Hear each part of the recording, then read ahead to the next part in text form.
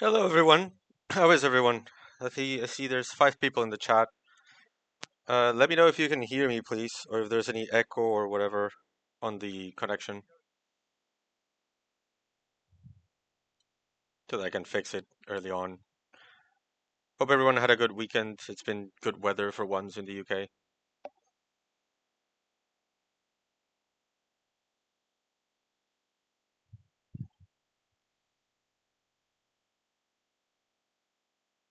So I'm assuming everyone can hear me well.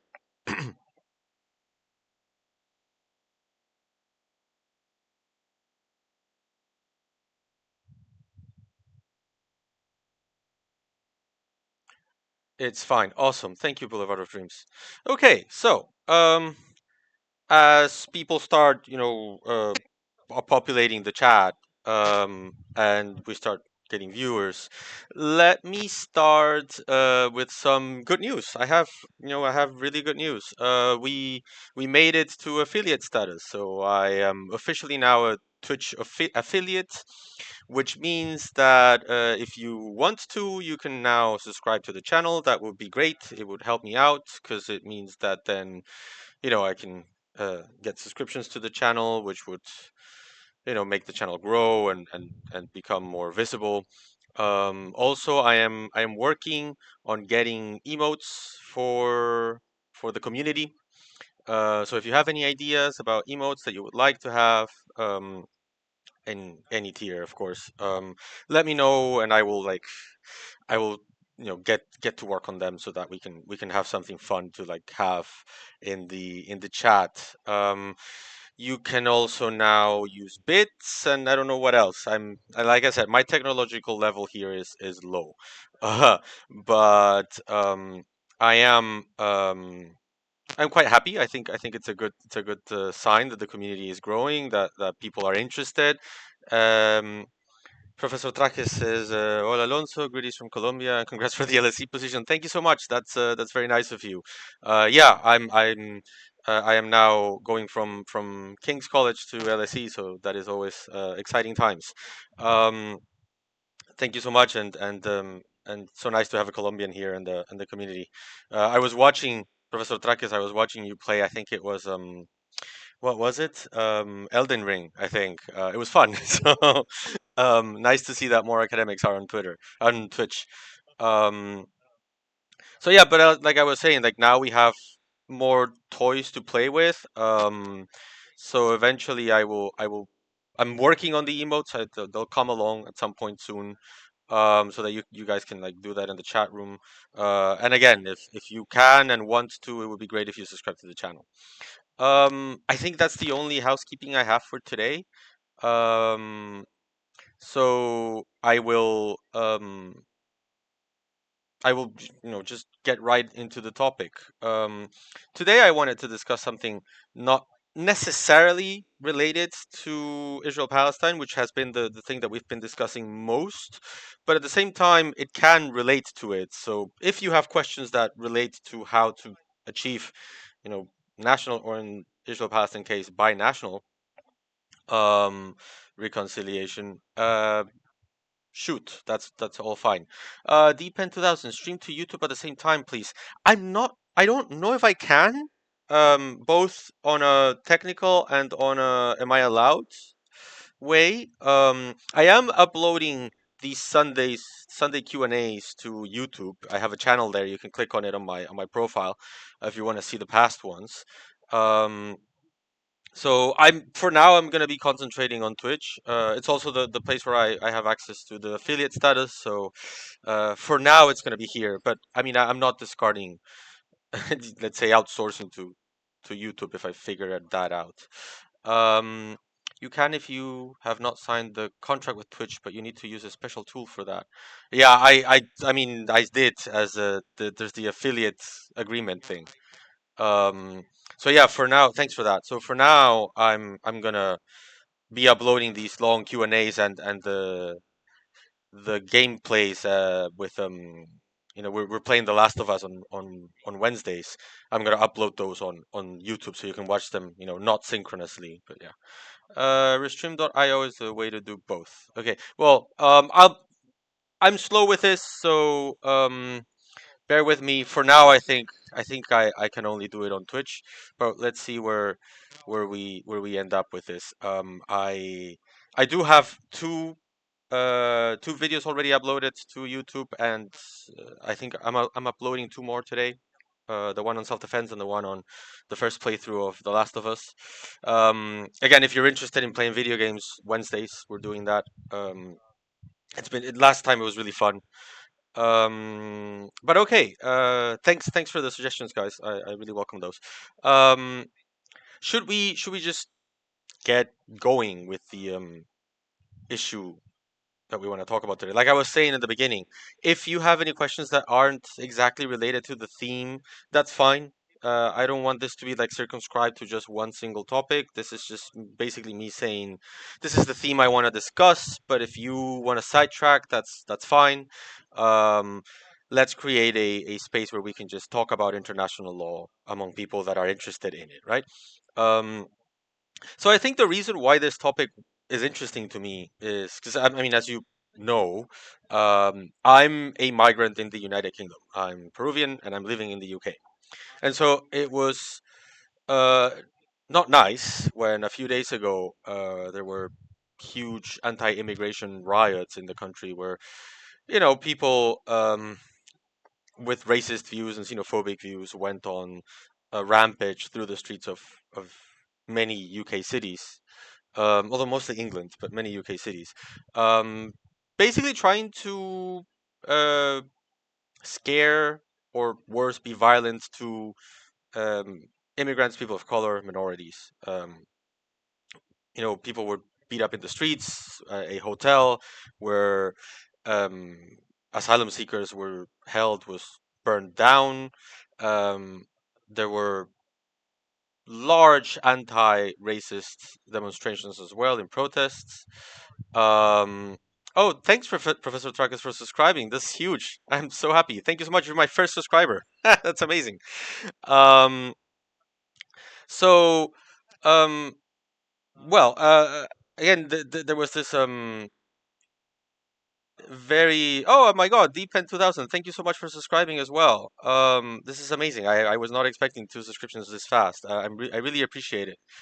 Um, so well, like I was saying, it was a big thing with with me as a migrant to see these like demonstrations, these racist riots, and also the counter demonstrations, all basically because there was a horrible, awful stabbing of three little girls, two 6-year-olds and one 9-year-old, um, white little girls, in Southport in the north of England, and the main issue here is that uh, there was this lie that was perpetrated, that was disseminated about the stabber being a uh, asylum seeker that had arrived in the UK on a small boat. And as you know, in the UK, there's a lot of like small boats coming with asylum seekers, and they are the source of a lot of tension and a lot of racism and xenophobia in the UK.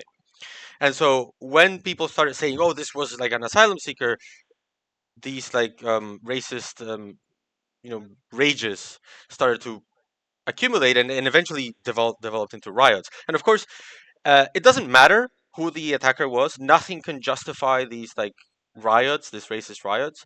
But the truth is that it wasn't even a asylum seeker. Even if it were, it shouldn't matter. But the truth is that it wasn't. It was a kid born to Christian Rwandan parents living in Wales, born and raised in Wales.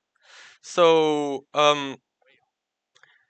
it's very disheartening to be in that situation, to see a country that has a that kind of reaction to immigration. And I come from an extremely xenophobic country. Please don't think. I think you've known by now that I don't really single out countries because I think hashtag states suck. Like that's one of the emotes I'm trying to make for you guys. Like hashtag states suck. Um, uh, and so I don't want to single out the UK here. It's not that I think that the UK is particularly more racist than other countries. I'm Peruvian. We had an influx of 1.5 million Venezuelans in the course of a few years, and people were very xenophobic towards Venezuelans and very racist towards Venezuelans. Oh, Rosova Tolerance, thank you so much for subscribing to my channel. This is fantastic news. Um, so, please don't think that I'm holding the UK to a separate standard here. Um, I just want to be sure that I tell you, like, Peru is a very racist, very xenophobic country as well. This is not about just the UK, but it is kind of disheartening when you see then this YouGov poll. YouGov is a pollster here in the UK that gave produced a a poll where basically it said that only 8% of the country supported the racist riots. And that was like promoted in the news as good news. Only 8% of Britons support the racist riots. And I think that's good. It's good that only 8% support violent racists trying to burn people alive. Um, yes, it's a pretty easy standard to meet. My main concern, and the reason why I wanted to talk about national reconciliation, is that 58% of the country thought that these people that were being violent had legitimate concerns about immigration that they were sympathetic to. So if you think about it, even though you say like, oh, this is good, only 8% support the violent rioters, 58% of the countries basically are telling you, if they were peaceful about it, I would understand. Because there really is a problem with immigration in this country. But there really is a problem with too many Muslims in this country, which is, of course, xenophobic, racist, Islamophobic, and should not be the way we approach the construction of a um, national group, a population, or even a national identity. So this hit me really hard. It was like uh, y- some of you might follow me on Twitter. If you follow me on Twitter, you know that I am a a rival, a nemesis with Paddington. You know, the bear, Paddington Bear. Um, and sure, it's kind of a joke. It's kind of like a running joke for me on Twitter. Oh, haha, like fight with the bear on Twitter. Um, but at the same time, there's a serious argument behind it. Deep End 2000 says they're wrong, but being poor is hard. Yes, we will get to that. That's a very good point. Um, but with this thing with Paddington, the problem with me is that Paddington is this idea of an immigrant, particularly a Peruvian immigrant, that is supposed to be like the good immigrant, the immigrant that the British people are supposed to welcome into Britain and be polite towards to. And what is this Paddington Bear figure? Well, first of all, he changes his entire identity. His real name, if you don't know, because I did the reading, his real name is Pastuso, which ironically is from Pasto, Colombia. So like not there's no Pasto, there's no Pastuso. It's not a common thing in Peru. It's more of a Colombian thing. Um, yeah, Professor Traques, Paddington's real name is Pastuso, and we don't really have Pastusos in Peru. Like I don't know if there's a Pasto somewhere in Peru, but like there's a Pasco. Um, but he's called Pastuso. He abandons his name and becomes Paddington. Right? He assumes a British identity, and then he decides that he's going to be as British as possible. In fact, during the book, it's very frustrating because he wants to say stuff about Peru, but he never has the opportunity until eventually he gives up. He sleeps, and from then on, he becomes like a model British person to the point where he's almost a symbol of the monarchy. Right? So the migrant that we're supposed to accept and embrace in British society is the one that abandons his identity. And it goes to this idea of quote unquote Muslims cannot adapt to Western societies, which is of course ridiculous in a country that has a Muslim mayor of London, had a Muslim first minister of Scotland, a Hindu prime minister. It's kind of ridiculous. Facts prove themselves. Uh, Facts prove this wrong. Um, but there is this like general idea of tension by a large percentage of the population that feels that yeah, immigration is out of control. There's something needs to be done about you know something needs to be done about the rise in like the way that England no longer looks like they want England to look like. And this is a issue of national identity. Like there's this law in Denmark that I particularly hate, where if people come to immigrate into Denmark from the Middle East, they need to get classes on how to be Western and just how to be Danish, basically, right? It's Danish classes, which is kind of ironic because the main problem here is what is it what makes something or someone Danish is not an objective fact. Like go back enough in time and we will be completely different as a nation. Danish people used to like get up on boats and sail into the ocean to, colonize Greenland. That's no longer considered Danish. So national identity changes through time. So the idea that if you import people that have quote unquote a different culture, then that, you know, messes up your national identity doesn't really resonate with me because I think it's the other way around, right? There is so much about the UK that comes from not the UK, including tea. You cannot really grow tea in the UK. Like they brought it from other parts of the world and they did a good job with it. Um, so I feel like eventually things that we consider impossible become possible and become part of your culture. So I struggle with this idea, with this like concept of opposing diversity in culture, even as a quote unquote reasonable concern. Sorry, there's a lot of stuff in the chat. Rasova Tolerance says either assimilate or or f off. Creating monocultures is boring. So on monocultures, i- we've talked about this before when we discussed the concept of a state. We've talked about how I dislike the concept of the nation state because it sort of gives off this um, foundational principle that the nation needs to be culturally uniform needs to have cultural uniformity. Sorry, because it needs to be England for the British, right? England for the British, or sorry, England for the English, and Scotland for the Scottish, and France for the French. And so, if someone doesn't fit in that concept of the nation, they get left behind. And in the case of the United Kingdom, like I've noted this in the concept in the context of Peru, where we have this idea of the nation as the mixed nation. We Peruvians, we are in Spanish we say quien no tiene de Inga tiene de Mandinga, right? This is the famous saying. Whoever doesn't have of Inga, which is a Quechua sounding name, has of Mandinga, which is an African sounding name, implying that because the Spanish colonized the country and brought slaves from Africa and oppressed the indigenous population, they mixed together and produced something different called the Peruvians.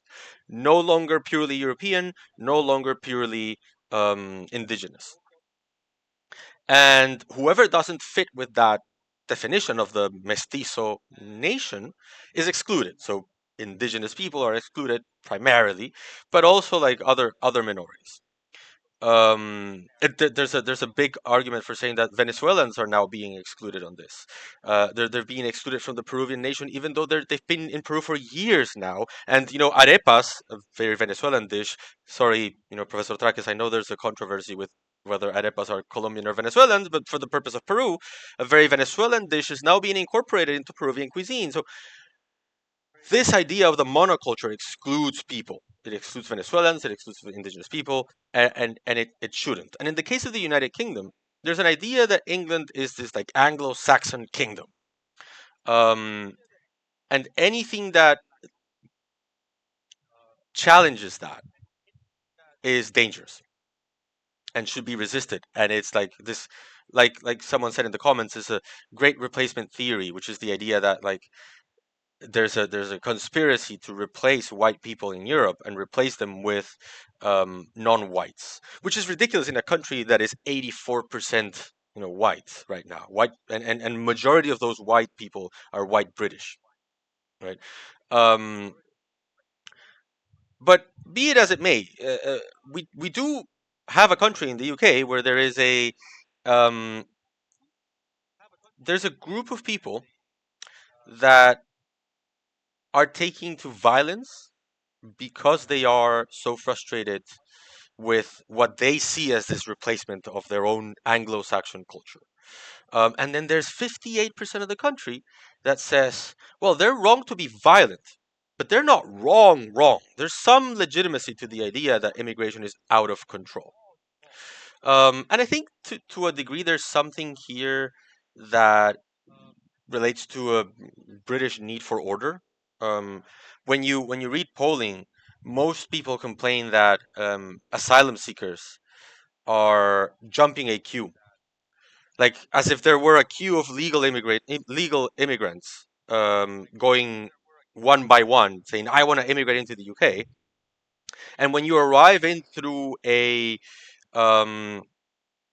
you arrive in through a boat crossing the English Channel, you jump the queue. And there's nothing more. I've discovered this living here. There's nothing that the British hate more than, well, two things actually: jumping a queue, because queuing is a very British thing, and talking in the tube. Um, but like, this idea that they're jumping a queue is not really how asylum works, because in asylum law there's no queue. You literally have to arrive into a country to request asylum. There's no such thing as requesting asylum at an embassy.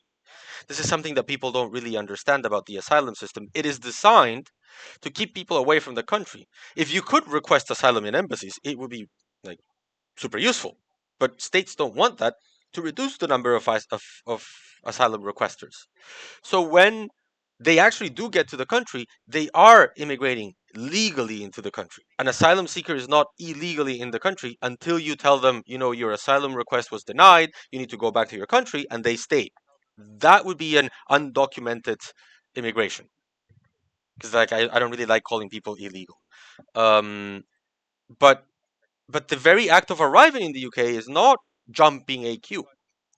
But this perception of, oh my God, we need to control immigration, that led to Brexit, mind you. So led to a very big like shot in the foot for the British people. Um, it comes from a an idea of fairness. So many of that 58% of the population aren't racists. But I'm definitely not saying that. They have this perception of like ingrained concept of justice that say they are acting unfairly because they're jumping a queue, and yet there is no queue. So I mean, I've always you know floated this idea around of like maybe we should create a queue and accommodate for the British need for order by putting up a processing center in France, and you get a ticket with a stamp that says you're number one, you're number two, you're number three, and then you get a ferry ticket to cross the English Channel and a date for your hearing. And so you create a queue, and the expectation for order is satisfied, and then a lot of that 58% will already say, okay, immigration is back under control, and so they will stop. They will stop being angry about this or being frustrated with this. So that might help. Like the just legal process might help a little bit. Um, but it won't solve the problem. Like there will be a, I suppose, relatively large amount of people that while they will still condemn violence and violent riots, they might not still, you know, take that step of saying, yeah, if we create this legal processing system, everything is solved. I'm okay with immigration. There's a chance that they'll say, no, it's still not under control enough for me. We need to be careful about this because like our country is changing. And I feel like a lot of those concerns are they're twofold. On the one hand, they are related to the economy. It is easy to scapegoat migrants and minorities when the economy is doing poorly. Uh, but the other is historical. So let me get into both of them one by one. Okay. Professor Trakis says there's also an underlying idea of meritocracy as this is legal slash illegal migration binary. Like those who deserve it can come in and so on. Yes, I mean it is true. There's also a lot of like you get into the system and then you close the door behind you as well. Um,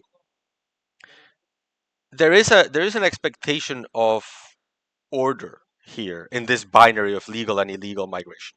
There's an expectation of order where this cannot be how immigration into the United Kingdom works. You just get a dingy and cross the English Channel. That's not how we do things here. So even that is perceived as anti-British. And it is because of that reason, specifically, that the Conservative government very much supported making small boats the only legal way to immigrate into the United Kingdom. Because they knew that it was not very well supported, right? So if we just transition this like sort of chaotic way of immigration into a little bit more of like, let's say, legality theater, it would already go a long way into bringing that 58% of people down to a smaller number. But not everyone. Um, I don't know if you've tried this, but whenever I'm in an Uber or in a taxi and traveling abroad or in the UK, um, oftentimes you get sort of like a more there's studies on this that Uber drivers are more subjected to economic precarity, and because of that economic precarity, they are more prone to accepting more radical views as a way to cope with that. And so Uber drivers tend to be more right wing populist than the average person. This is the reason why. Um, and so when you talk to an Uber driver, you often run the chance, not always, but sometimes run the chance, if you've been to like Peru, for example, that is, there's a high chance that your Uber driver will not like Venezuelans. Um, you run the chance of like talking about these topics and them being like, oh, there's too many Venezuelans in Peru, or there's like, I don't know, too many immigrants from the Middle East in the UK or whatever. And you can have a perfectly nice conversation with someone, and then this topic pops up and it becomes awkward. The one thing I've discovered that leads to agreement, like leads me to a point where I can say I don't need to feel uncomfortable talking about this, is if I start complaining about how the economic system doesn't work for the majority. Because the underlying concern of a big chunk of these people is economic in nature. It is they're taking our jobs. They should be reserving jobs for British people or for Peruvians or whatever, and they're not. They're giving it to the migrants. And this is a reaction out of like economic precarity. So if salaries go up, less people blame minorities. This is absolutely true. I am not an economist though, so I don't want to talk about this too much because I don't want to get into a territory that is outside my area of expertise. But there is an economic rationale for blaming the immigrants. It's it's um it's part of it. It has to be part of the discussion that not everyone um opposes immigration on racist lines. Some are looking for ways out of their own economic issues, and they listen to voices that tell them it's the immigrants, they're taking all the jobs. This has to be a part of the conversation, but I don't feel comfortable talking about that because I'm not an economist. So it's outside my scope. And one thing I want to be with you guys is honest about what I can speak with a certain level of expertise and what I can speak of with like my opinion. And if I start talking about economics, that's my opinion. Um, if I talk about international law, then that's my more expertly reasoned um, argument, let's say. Deepen 2000 says, we're just lucky we don't have land borders. That would drive these people mad. um, so, yes, but I mean, it's not really. I don't think it would change the equation that much to have land borders. You just look at xenophobia in the United States. Look at xenophobia in Peru. Um, I guess it would be easier to immigrate to the United Kingdom for sure. But I don't think it's the numbers. I don't think no one is. They might say that they're concerned about the numbers, but the numbers aren't that big. Again, 84% of the country is white. I'm in a funny mood. Sorry. No, it's fine, Deepan. Don't worry about that. Um, Professor Trake says, I remember some British people saying they didn't like Polish people because they were taking their jobs like window cleaners and barbers back in the 90s and early 2000s. Well, yeah, that's what led to Brexit, right? Brexit was about the Europeans are taking the jobs. So if we get rid of the Europeans, then all the British people will get jobs. That was what Boris Johnson was proposing in the United Kingdom to level up. You know, but what happened in reality was people do these jobs because that's how the markets work. And again, I'm veering into the economy, and I don't want to talk about this too much, but yes, they were doing those jobs because they were the ones that wanted or could do those jobs. And so when they went away, they were replaced by a large uptake of global South immigration into the UK. So basically, what Brexit did was it replaced European immigration for immigration of people of color from the global South, from India, from the Middle East, from the Caribbean, and I mean, this is sort of like if someone approached Brexit through a racist lens, this is the worst thing that could have happened to them, right? So it is ironic that Brexit led to that. Um, but it is still, let's say, it is still within the economics of the equation, which is something that maybe I shouldn't be talking about too much because again, outside of my expertise. Um, so I guess what remains, I told you there was another reason, is history. There's a more historical explanation as to why a country goes through this. Like, and it's the history of the construction of nationhood. And these constructs are often, like we've discussed in the statehood episode, are often violent, and they're often nationalistic, of course, because you're creating a nation. And so it is prone to generating conflict. And under internet, let's say a relatively new innovation of international law has ventured often into the realm of how do we get a society that has some level of breakage? At some point, it is broken. How do we get it to be weaved back together? And that's what I wanted to talk about with you today. Um, how is it that you can look back at your history and see how your nation has been created? Look at who was excluded from that construction of a nation, that process of constructing a nation, and then bringing it back together through specific procedures. So, in the context of Peru, for example, this is a very um, touchy subject in Peru.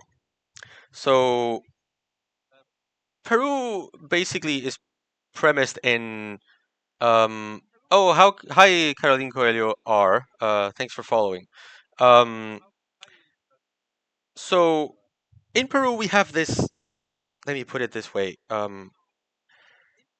social, weird social contract, where after independence in 1821, essentially what happened is the Spanish colonial structure was replaced by a white colonial structure of white Peruvians. Um, because the independentist movement in Peru was very strong in the Andes. There was a very famous revolution before any of the, you know, we call them criollo revolutions in South America, the white revolutions, that came from Cusco and Bolivia, so the Andes, by Tupac Amaru II and Tupac Katari, which were like indigenous leaders in Peru and Bolivia that were looking to change the way that the colony interacted with indigenous populations, because indigenous populations essentially lived in semi-servitude.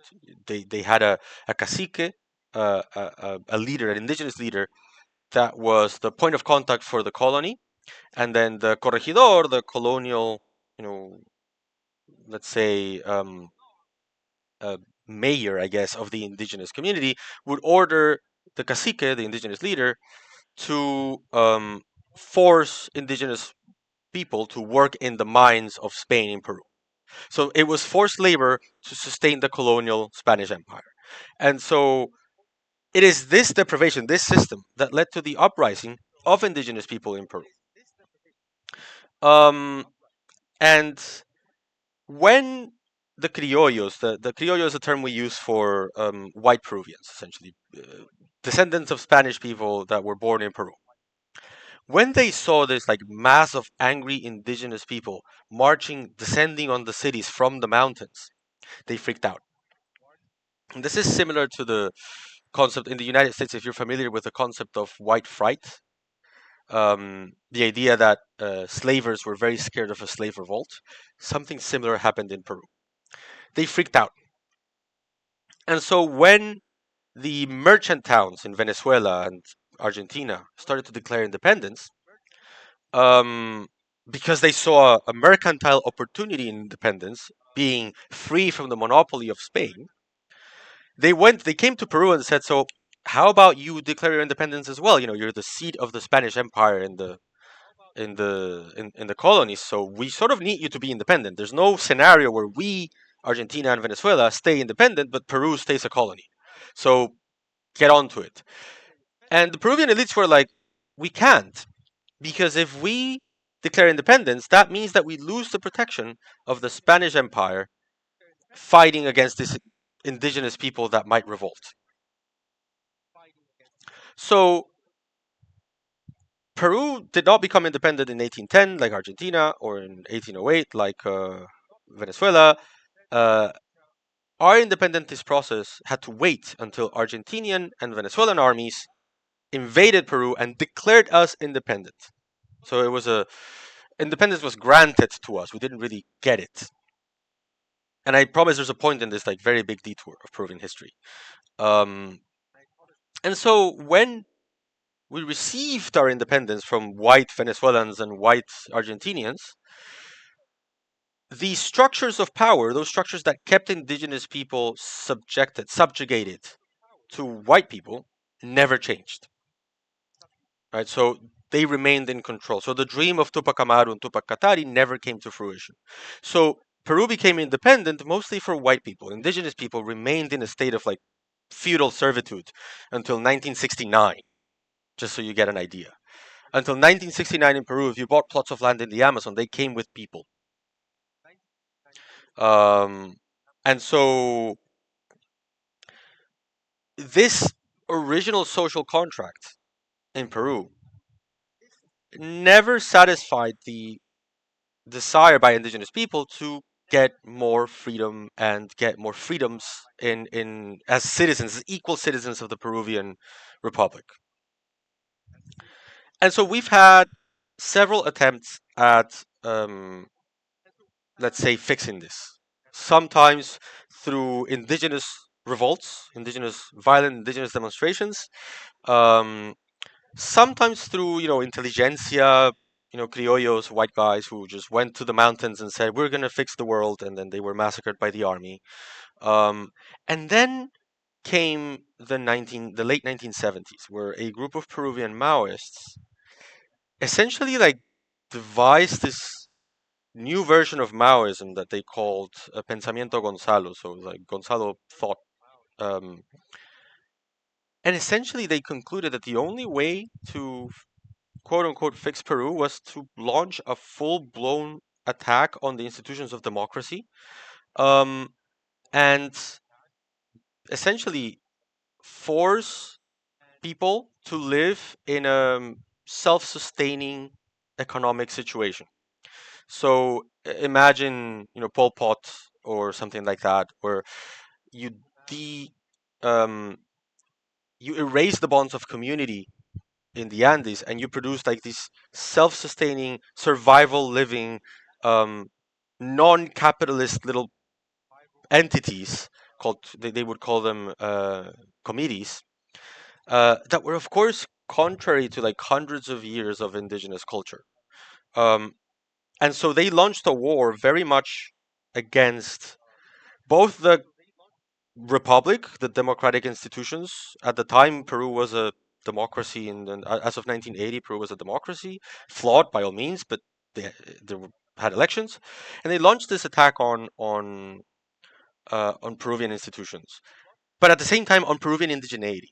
They wanted to eliminate the indigenous identity of indigenous Peruvians, and this group called the Shining Path, Sendero Luminoso, essentially led this like huge attack on Peruvian society at all levels, like in the cities, in the countryside, um, and thousands of people died.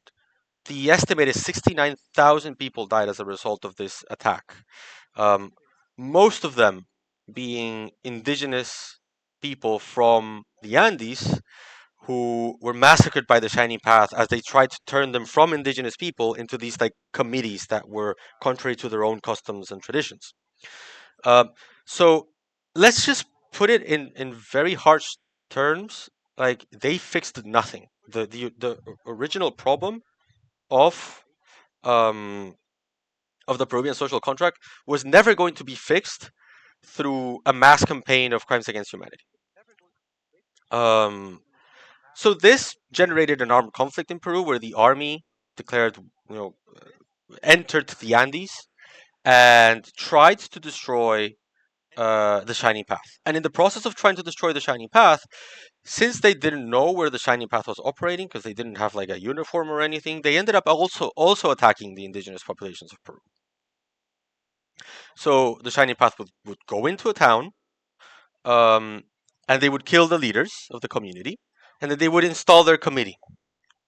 And then the army would come, and they would say, "Who helped the Shining Path establish your committee?" And they would kill anyone who helped them. And then the Shining Path would come back and say, "Who helped the army kill the members of the committee?"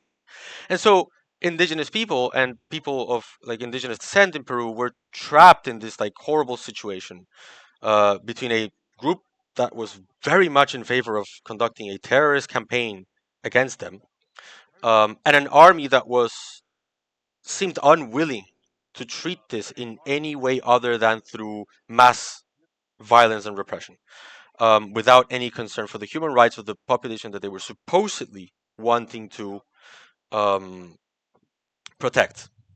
So this is where let's say the denouement of where Peru ended up at the time where I was born. Like this was between 1980 and 2000, more or less. I was born in 1985. So at this point in history, international law was undergoing a process. We had just seen the South African Truth Commission dealing with apartheid. Um, as a way of trying to get a population to reweave the social bonds that were broken as a result of a traumatic event. So Peru engaged in a process of national reconciliation to fix the armed conflict. Right? It was called the Truth Commission, the Truth and National Reconciliation Commission. Sorry, I had to translate that. And so this Truth Commission had to like explore the reasons why Peru had ended up in a violent armed conflict that led to 69,000 dead people. And of course, this was a narrow lens with which to understand the problem of Peru, because you had people that were claiming to want to protect and save indigenous people through killing them, which was ironic. Um, and so, but they had to address that claim, and so they addressed it in the way that I mean, I would argue a historically reasonable claim of Peruvian society was attacked by the Shining Path. Um, and this is the cause of a massive conflict because the Shining Path had um, a mistaken concept of what the problem in Peru was. The problem was not that we needed to like erase indigenous identity and create this like committees all over the country. Um, there was another problem. Um, but in so doing, in having to frame the concept of what happened in Peru, the Truth Commission had to rely on international law. And when they relied on international law, they saw this army fighting a non-state armed group in the Andes with heavy weapons, helicopters, machine guns, military bases, military occupation of the Andes. And so uh, this met the legal definition of an armed conflict. And so the Peruvian Truth Commission said, what we lived through was an armed conflict. But let's not, you know, encase ourselves in the legal definition. For Peru to move forward from what happened, we need to address, said the commission, the actual problem with the Peruvian social contract. This idea that indigenous people are left behind in the country. And of course, this presented a problem because the government had given the commission a very narrow mission. Tell me why we ended up in a conflict with the Shining Path. And the commission said, well, we ended up in a conflict with the Shining Path because the Shining Path declared war on Peru. But that's not enough. We also need to expand our view and talk more about the history of Peru. And something happened, something clicked in Peruvian society that essentially made the commission fail in its mission. Because a lot of people got fixated on the label armed conflict. This was an armed conflict. So you're legitimizing these horrible people as a party in a conflict with the state. You're putting them on equal status with the government. And we can talk about this in another video because I really like conflict classification. I wrote my first book on this. So we can talk about this in another video. But the point is that people got mad at it because they said, how can this be the Truth and Reconciliation Commission if you're saying that the Shining Path is at the same level as the state? So that led to everyone focusing on that, obsessing over that to the point where I had to write a book about it, um, but not the actual thing that the commission tried to say, which was there's a deeper thing at play here. We need to address the original problem in the Peruvian social contract. So I would say the Peruvian national reconciliation effort was mostly a flawed and failed one. We have not reconciled each other to the point where indigenous people in 2023 and 2022 marched on the streets because they felt underrepresented in the country and they were met with 50 people executed in the streets by the army. So the original problem of the Peruvian social contract was never solved despite the efforts of the Truth Commission because the national reconciliation process was sort of like forced into this like very narrow set of circumstances um, where everyone is just debating whether it was right or wrong to call this an armed conflict. So I guess where I'm going with this is international law has tools to address societies that have an inherent thing that is broken inside of them. And I would argue that in the United Kingdom, what we have seen with the race riots, xenophobia and racism have done enough so that you can say there's a social conflict at play here that has broken the country's society. This is not how society should be working. The social contract has a problem. Um, but at the same time, we need to be careful because when how we ask the question of how do we reconcile with ourselves influences the answer that the mechanism gives. And like in the case of Peru, it can lead to bad things. Like in Peru, the Truth Commission report has become um, something that doesn't unite Peruvian people. On the contrary, in Peru, if you are perceived as someone who supports the Truth Commission, then you are someone that quote unquote supports the Shining Path because you're saying that it was an armed conflict. Um, and so now there's this like black and white division in Peru. Are you pro or are you against the National Reconciliation Commission? So our own national reconciliation process divided us further. Even though the commission tried to avoid it, it was sort of inevitable. So our process failed because instead of tackling the root of the problem, we were forced by circumstance, by the huge problem of having, this like onslaught of dead people in the Andes by a group of people that honestly were, you know, bloodthirsty. I don't think that there's any other way to define the Shining Path as other than bloodthirsty.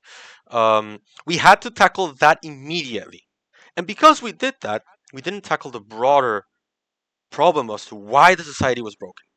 And I feel something similar is happening in the United Kingdom, where something is broken. What is broken? Oh, immigration or multiculturalism, diversity, wokeness, right? Quote unquote wokeness. And these things are what have the country broken, and we need to address them. So we need to do that process through which we create a queue, so that the British electorate doesn't feel that people are jumping the queue. Or um, we need to address the small boats problem, or we need to reduce the amount of students that are allowed into the country, or we need to just like condemn the rioters and say bad rioters, and then once we do, everything goes back to normal and we have solved the problem with the society. That to me, as a Peruvian, as someone who saw a national reconciliation process fail, seems like that is the same, script. Choose a narrow choose a narrow problem, a narrow point, focus on that, and pretend like that can solve the entire problem of national identity and national reconciliation. So I think that's not how national reconciliation works. I think national reconciliation requires you to look deeper into the causes that broke your society. And this is something that I guess irks global north countries. Because national reconciliation, truth commissions, and all of that is sort of supposed to be for the developing world. In this international law that we have constructed, where Western modernity and enlightenment is the epitome of human development, right? In the scale of development, Western modern liberal democracy is at the top, and then there's the other countries that have problems. In that world, in that world, these processes, truth commissions, national reconciliation processes, the restorative justice mechanisms, that's for the others. That's not for the already developed, right? So I think it is important to break that taboo. It's part of this deconstruction of international law.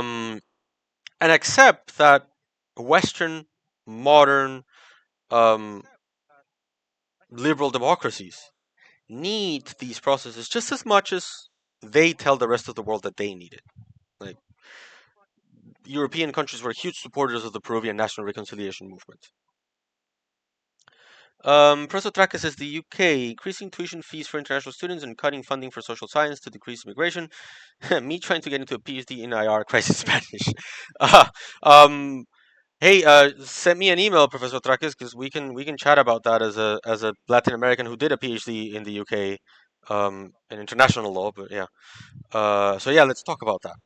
Um, but yeah, so I feel like we are in this moment where international. Oh yeah, first emote of the chat. Thanks for that. I promise I will have better emotes for you guys soon. That's just the standard one. Um, I think one key step was taken by Canada. Canada is a state that had a several truth commissions actually on its treatment of indigenous people, and it actually discovered that, well, it didn't discover, it confirmed that it had committed genocide against its indigenous people, but not in the way that people thought that genocide would be committed against indigenous people in Canada. Everyone thought, yeah, the country expanded, people shot indigenous people, done. That's the genocide. What the commission discovered um, was that the schooling system, Catholic and Christian schools in the country, supported by public money, had created a system of cultural genocide against Canada's indigeneity. Because just like Paddington, Canadian Indigenous people had to assimilate, acculturate to, modern society. And again, I'm not trying to single out Canada here. This is something that Peru, Brazil, Argentina, many countries in the world have done, trying to assimilate indigenous people into the mainstream, um, through their abandoning of their, you know, culture. This is why Paddington bothers me so much. Um, and I feel this erasure of culture as a requirement for assimilation. It was very important for Canada to admit that that was genocide. It was cultural genocide. Let's just speak frankly here, right? That's what Canada did. It looked into its own history and said, wow, we committed genocide until very recently, until like the 1960s. And that angered a lot of Canadians. A friend of mine, a, academic that works in Canada, Heidi Matthews, she got into a lot of trouble for saying what the commission is saying is right. There was a genocide in Canada until very recently through the schooling program. Um, and I think that's the right kind of attitude. Um, there's something broken in Canadian society, which is for the longest time, Indigenous people were expected to give up their culture, assimilate. Seat 6IX is, oh, I know Heidi. She's awesome. She's amazing. She's one of my favorite people and one of the smartest people I know. So, like, and she's a wonderful person as well. So, if by any, reason, Heidi, you're watching this, like, thumbs up, read everything she writes. Um, she's a great academic.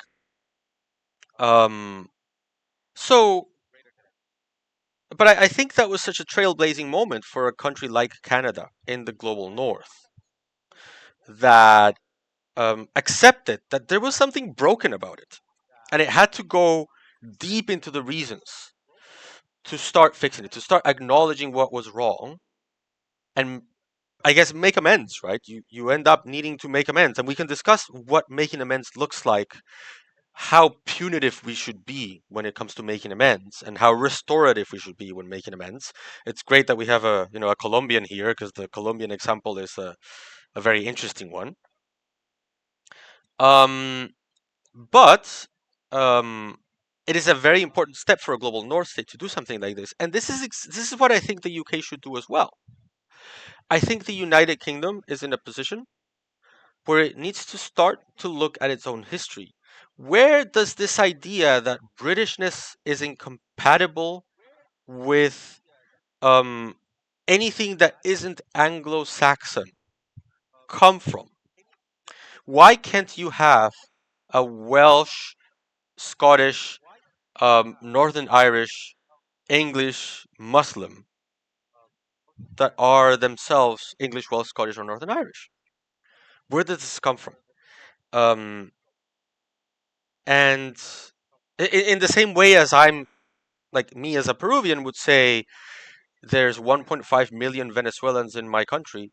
Of course, they're going to bring their own culture, their own customs, their own way of doing things, and that's going to make Peru better for it. Um, so where does it come from? And I think it comes from a deeper history of empire, right? There is a sense of Britannia ruled the waves, right? Um, where the identity of the United Kingdom was constructed from the perspective of we, the British, bring civilization, quote unquote, bring civilization to other parts of the world.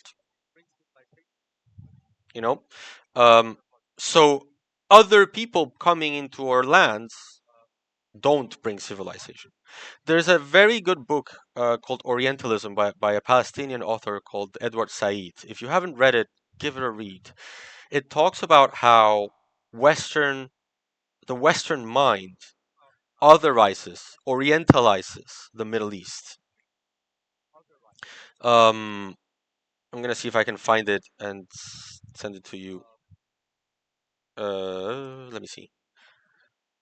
Um, Here you go. Unfortunately, I only have the Amazon link, so I'm gonna put it here in the comments.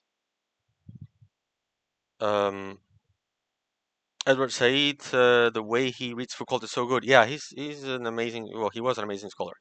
Um, and well, okay, so this idea of Orientalism influences how the Western mind, um, you know, constructs the non-Western parts of the world. Um, and I feel a lot of it relates to that. This idea that the Middle Eastern mind is irrational, it is inferior, it's composed of savages, and it is ironic that a society that has so many opinion leaders, politicians, sports, sportsmen, football players that are Muslim, that are Hindu, that are uh, you know South Asian, that are um, Southeast Asian, and such a vibrant society like the one that we have here in London, for example, doesn't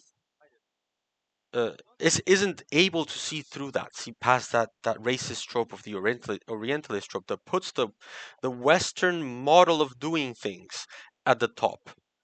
So I think that's at the heart of the idea of how to construct a notion of, you know, nation that includes more than just Anglo-Saxonness, which is of course important. It is of course a huge part of English history and should be kept as part of English history because that's the history.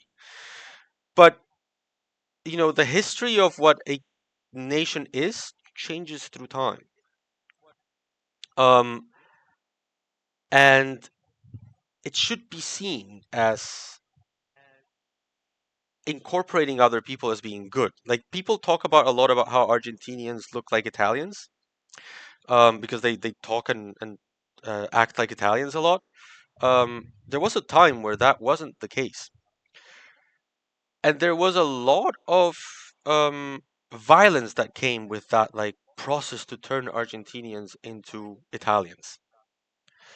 And so, sure, there are things that are important about the Argentinian identity as it changed through time, that came with the fact that Italians brought with them a lot of what currently makes Argentina, and that is good. But also, there's the need to tackle the fact that that process led to a lot of violence and hardship against those who were not conceived as the new Italian version of Argentina, black Argentinians, for example, indigenous Argentinians, for example. So all of these things are things that all societies need to tackle. And the idea that Western global North liberal democracies don't need to do that is mistaken. This is where the whole critical race theory is bad comes from. From the idea that we don't need to fix our societies because we already fixed them. In the United States, for example, we had a civil war and we fixed everything. The Civil War fixed the racial problems in the country. Of course it didn't. Or Martin Luther King fixed it. Of course he didn't. He was hugely influential and important, but he didn't solve racism. Um, there's a lot of work to do in Western societies when it comes to this idea, the quintessential idea that modernity, Western enlightened modernity, is the superior way of doing humanity, and that there's no room for other ways of being human. That is at the heart of what needs to change. It doesn't mean abandoning, you know, uh, uh, any kind of like idea of Englishness. It just means embracing the fact that it's more complex. We've talked about this before, like how nations need to be complex and how states need to be weird, like hashtag make states weird. Again, another emote I'm trying to make. Um, so yeah, it is important for states to reflect on how to conduct their national reconciliation. And I would advise that a commission, you don't need to call it a truth commission if you don't want to. You don't even need to call it the National Reconciliation Commission, but some sort of like body that is representative of the entire diversity of the British experience, particularly a country that went through this huge social change in the 1950s, 60s, and 70s with the Windrush generation. The Windrush generation being the British Caribbean, the people from the Caribbean colonies that immigrated into Britain to work once World War II ended and Britain needed workers. Um, there needs to be a commission that represents this huge diversity of people in the United Kingdom and addresses the social contract, the parts of the social contract that are broken. This idea of essentially white supremacy that underpins Britishness. This idea that it doesn't matter if you're born in the country or not. What defines you as English or not, British or not, is whether your brain is Western. It's whether you are Paddington or you're me, right? Because I'm not changing my name to a British sounding name. I'm still eating. I'm still looking for Peruvian food everywhere. I'm still, I still like my own customs, my own habits. I keep my identity, um, and that doesn't mean that for that reason, that I in any way hate the British nation. On the contrary, I'm extremely happy in the UK. I really like it here. But I would like to think that me and my family can contribute with our difference rather than pollute the UK with our lack of Anglo-Saxonness. And this is the case of a Peruvian with like German roots. Um, so not even that different.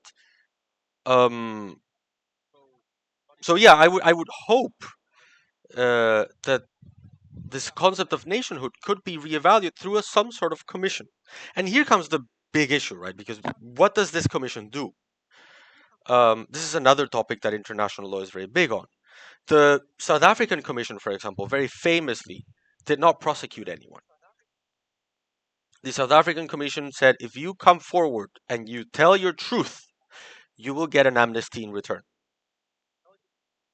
In Rwanda, after the Rwandan genocide, yes, there was an international criminal tribunal for Rwanda, but that was only for the bigger perpetrators of the genocide. It wasn't for, your average person in a Rwandan village that grabbed a machete one day. For those people, the Rwandan government established a system called the Gacaca courts. The Gacaca courts were a system of traditional justice systems that engaged in community building as a way of achieving social punishment, but also social cohesion. They have their problems. They didn't work perfectly because they did not involve punishment in the traditional sense. It didn't involve prison time. Um, and these are examples of like one end of the spectrum where you say the only way forward is through, let's call it forgiveness. And then you have the Peruvian example where our way forward was very punitive. People went to jail, both from the Shining Path and from the military. Our president went to jail. He was recently released in a very controversial and mistaken, in my opinion, decision by the Constitutional Tribunal. But it was a very punitive approach to bringing a nation back together. It was the idea that we need to put all of these people in jail before we can start talking about who we are as a country. And this is another interesting question. This is another interesting point when we're discussing national reconciliation. Um, in Latin America, again, an area that I know more about, in Latin America, the Inter-American Court of Human Rights has traditionally had a very um, punitive approach to what happens after conflict. So the Inter-American Court has had this idea that impunity is bad. Human rights violations should be punished and redressed. And so judgments, penalties should be high for human rights violations, and you should not be able to pardon or amnesty those violations easily. So the Alberto Fujimori, our president, that went to jail, he should not be pardoned. And as the court moved on, though, um, Colombia, and here, Professor Traques, please, feel free to chime in. Um, Colombia had the longest lasting armed conflict in the region, and the only way it could end it was by some sort of peace agreement. Um, and this was hugely controversial in Colombia. Some people wanted to continue with the conflict. Some people wanted to sign a peace agreement. But in that peace agreement, the idea that you would make the FARC, the Revolutionary Armed Forces of Colombia, the non-state armed group that operated in Colombia, just sign a peace deal and then all of them go to jail for 30 years or life was not really going to work. So for the peace deal to succeed, Colombia had to sort of navigate an in-between of punishment to satisfy the court and not punishment to achieve peace. And what he came up with was an interesting system. I don't know if they got the right balance, but it was an interesting system that is worth considering. What they said is, look, if you come forward through this special jurisdiction, to this special court that we're creating, and you contribute to, um, you contribute your truth, you collaborate with justice, you tell us what you did, and you ask for forgiveness, then you will not go to jail. You will serve a maximum of 8 years in a special system where you will be assigned to an area where you will need to do basically community service. If I'm getting anything wrong, please correct me, Professor Trakis. Um, so Professor Trakis says, and yet, can you believe that so many people still consider the peace agreement to be unfair because it doesn't penalize ex-FARC members the way they want? Yeah, so this is a huge discussion both in Peru and in Colombia, because a lot of Peruvians then said we should have done the same with the Shining Path. Um, and thanks, Professor Trakis. And so the general idea of the Colombian model is let's let's engage in an in between punishment and non-punishment with the idea of restoring. It's called restorative justice, restoring society, right? And I think it's a very interesting proposition, as opposed to like sending people to jail for 30 years. Um, I'm not sure it works for every scenario. I'm not convinced that you could do that in the case of Peru, because while the FARC had a political platform, that then they became a political party and then they demobilized and became a political party. The Shining Path was very much just a militant group. So I'm not so sure that a negotiation like that would have been possible. I don't have the solution to the problem of punitive approaches to criminality, but I do value what Colombia did as an alternative. That worked seems to be more or less working for Colombia. There are some problems with like the FARC um, feeling like the government has not upheld its end of the bargain, which included, protection for those people that were sent to these areas to work for, the recovery of the population, the restoration of the um, community. And so a lot of people were in danger in these areas, and so many people who had demobilized had to remobilize to protect themselves and essentially to be able to operate in society again. And so it in many ways it just created a lot of like micro FARCs.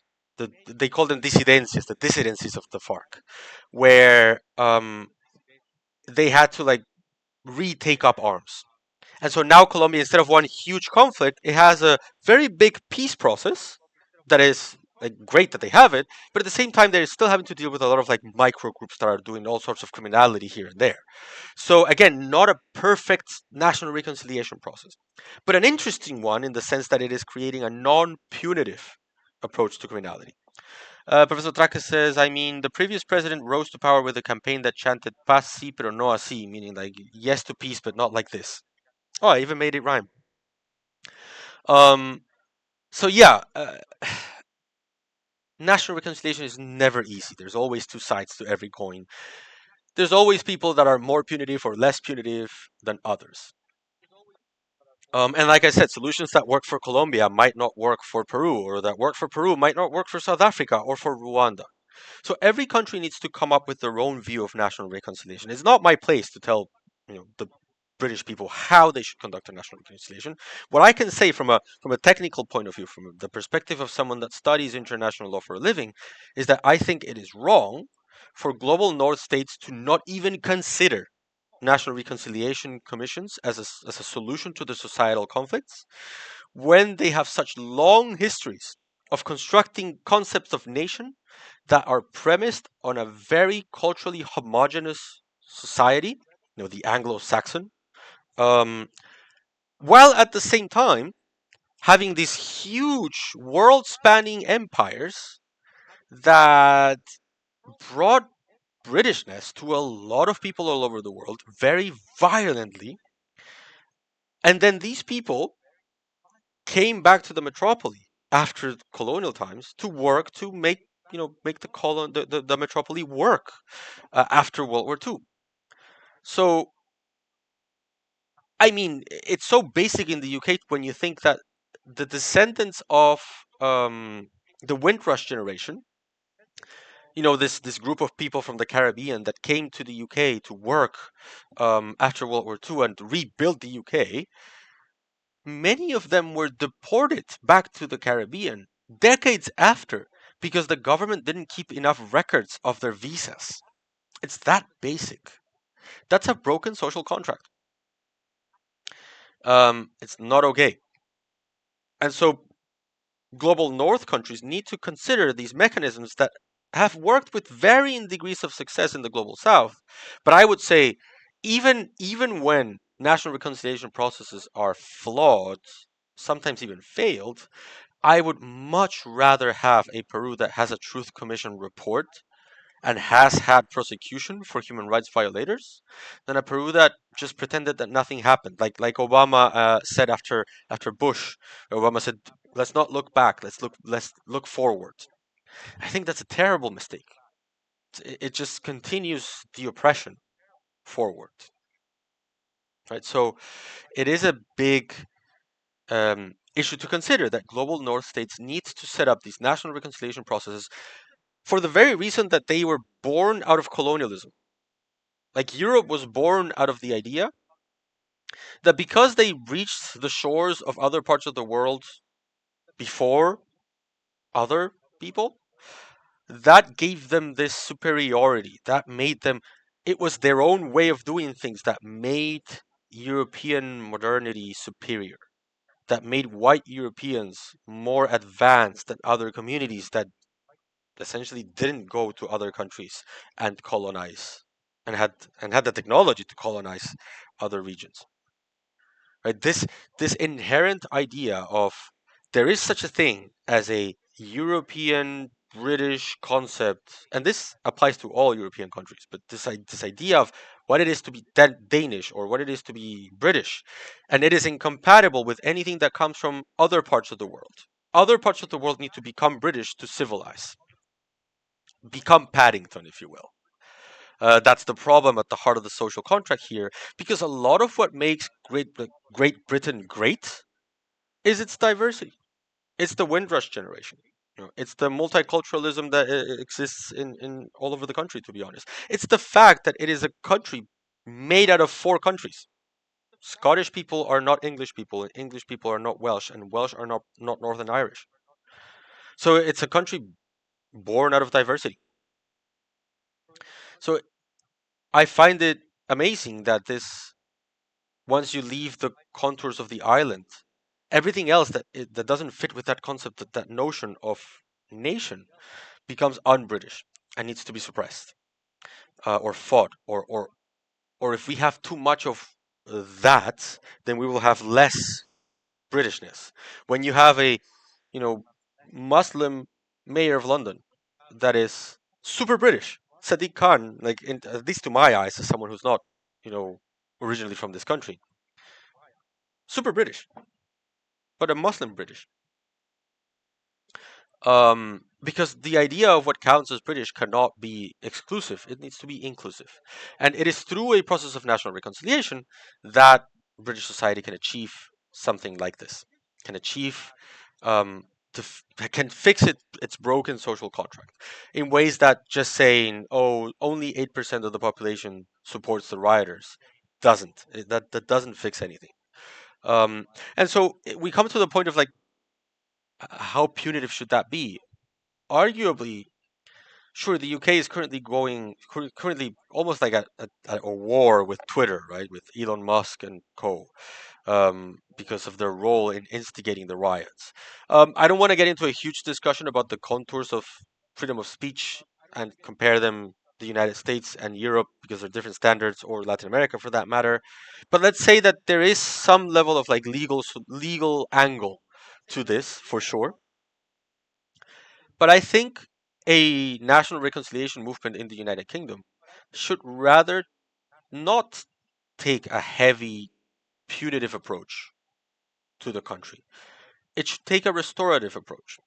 There are communities in the United Kingdom that receive less from, like, less opportunity from the government. And when you think how long colonialism took, you sort of can see um, how much would need to be done to fix the problem of coloniality in the West. So I would argue that, without even going to the topic of reparations for former colonies, which is a topic that we can discuss in another opportunity, um, just on the side of like national reconciliation within the UK borders, you would be able to design a system that says we need to acknowledge that some areas of the United Kingdom have gotten the short end of the stick in the social contract.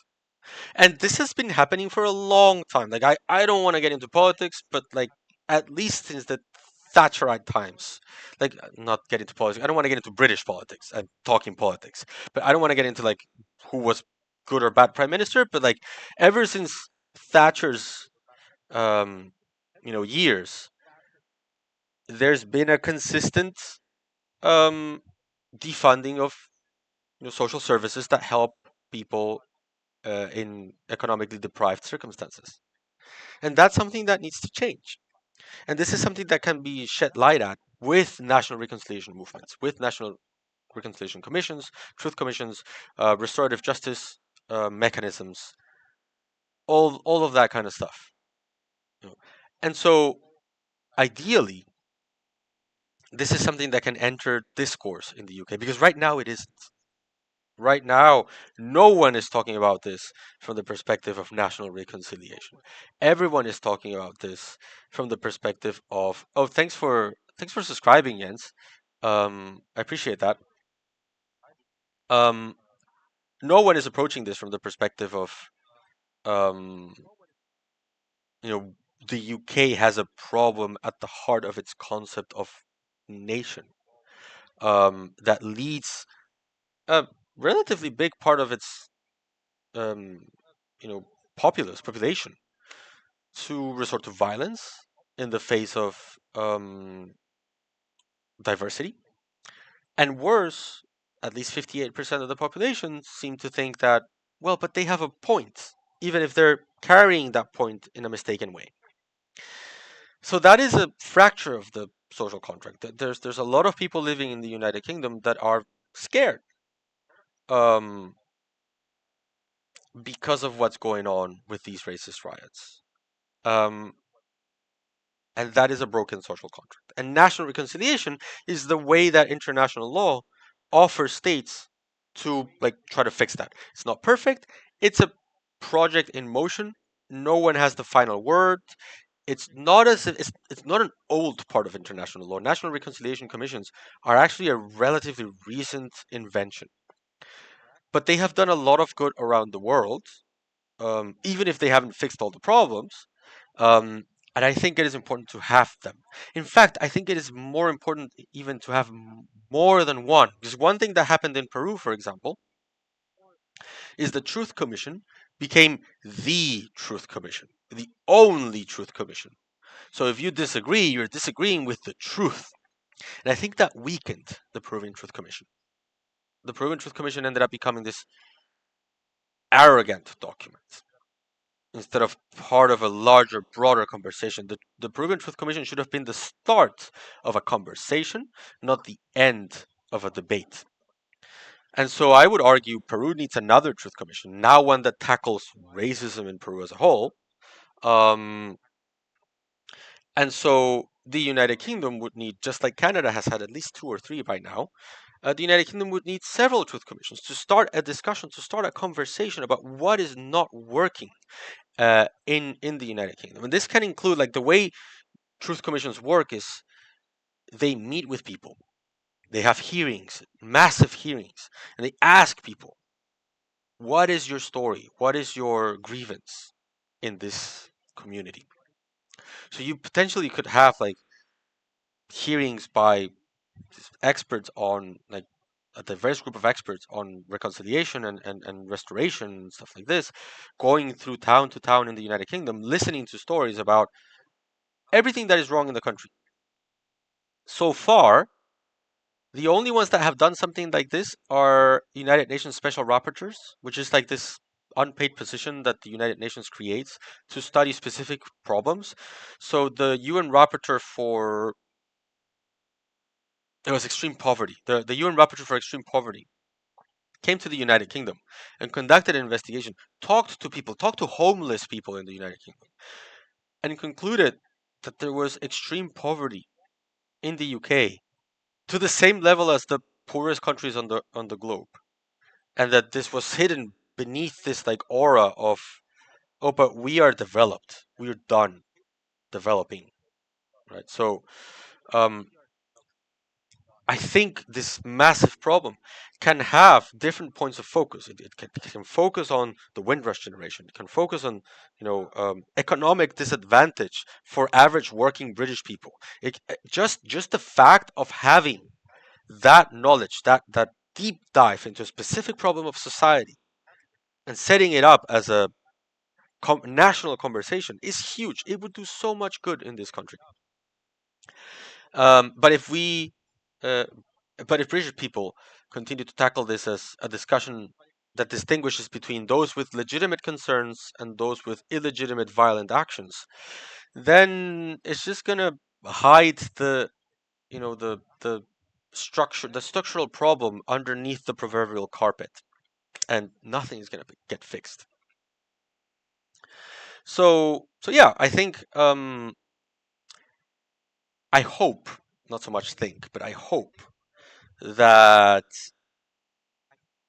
public personas and commentators and people with reach in British society can start discussing national reconciliation systems and restorative justice systems as a way to move forward with British society, and maybe discuss what worked and what didn't work in like Peru, South Africa, Canada, um, other countries with truth commissions like Brazil, and eventually get to a point where we can have an honest conversation about the history of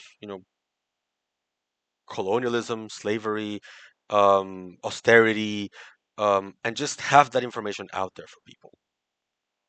So that's basically like in broad terms, that is what national reconciliation is under international law. Um, so I don't know if anyone has any questions about this. I don't know if this is like clear or if you want me to expand on anything else um, before we either move on or like stop the stream. So let me know if you have any questions. Um, because it's an hour and 28 minutes already, so it's been a long time. As far as my notes go, that's mostly what I wanted to say. Um, I'm glad that I was able to talk about the Peruvian National Reconciliation Committee. Clear enough for now, Alonso. Awesome. Okay, cool. Um, okay, so other than that, that's national reconciliation under international law. Hopefully, you can like spread the word about these mechanisms as they exist, and maybe who knows, we might have a national reconciliation commission in the UK sometime in the near future, or in your own countries, if this is something that you think might help your own countries. Um, for now, though, then this is it. This is the topic. Um, let me know going forward how you want to manage things on the channel. Now that I have 4 subscriptions, I can't believe that I have 4 subscriptions. Thank you so much for my subscribers. Um, I will get you those emotes. I already have like stuff in mind, but if you have any suggestions as to how to make other emotes that we can make, let me know and I'll make them. Um, well, I won't make them. I'll hire an artist to make us a support artists, guys. Like I'm the son of an artist, so support artists. I'll hire someone, commission some emotes. But if you have any ideas, let me know. And then tell me also like how we can move forward with the channel. Shaz, very well articulated in the thought-provoking conversation. Thank you, Shaz. And yeah, let's let's move forward with like the channel, making the community grow. Hopefully, more people will subscribe. I'm really thankful to those of you who have already done that. And again, the objective of this group is to build a community of people that are interested in international law and that want to learn together. I'm happy to like listen to your suggestions about topics as well. Don't forget that we're playing The Last of Us on Wednesday. Wednesday at 5, I think, 4 or 5. It's in the calendar. It's in the schedule on the page. Boulevard of Dreams asks, just as a small side note, I spent some time to create a Discord server. I spent some time to create a Discord server. Let me know if you would be interested. Oh, thank you so much, Boulevard of Dreams. I don't know how we can engage. I guess we can whisper, right? I think whisper is the DM here. If so, yeah, let me know. That would be cool. Thank you so much. I'm really humbled by how much interest this is creating. I never thought that there would be 16, 17 now people watching a channel on national reconciliation and international law on Twitch. So I'm very excited that you guys are excited, and it's a huge motivator to keep on working on this project that I think can get to interesting places. Professor Trakis says it's funny because right when you're playing The Last of Us, I'm teaching international law at uni. Oh no way! That's a both funny and unfortunate because then you won't see me like kill a bunch of zombies. Um, well, maybe we can like I won't necessarily be able to play every Wednesday at the same time, so maybe you can find a different. Maybe I'll play at a different time and you can join us. But anyway, again, the point is to make this community grow. So I'm very happy to see it grow and to see your interest grow. Um, let me know over at Dino Dance. Let me know either at Twitter or here in the chat if there's any other topics you want to discuss, any other suggestions for emotes, things like that. Any way you want the community to grow, that Discord channel is a good idea. Um, and yeah, I think just spread the word so that we can have more people. I know there's a lot of people interested in these subjects, so spread the word so we can have a growing community. I'm very happy where this is going. Thank you so much for your time and your attention and for giving me your Sunday evening to discuss this topic.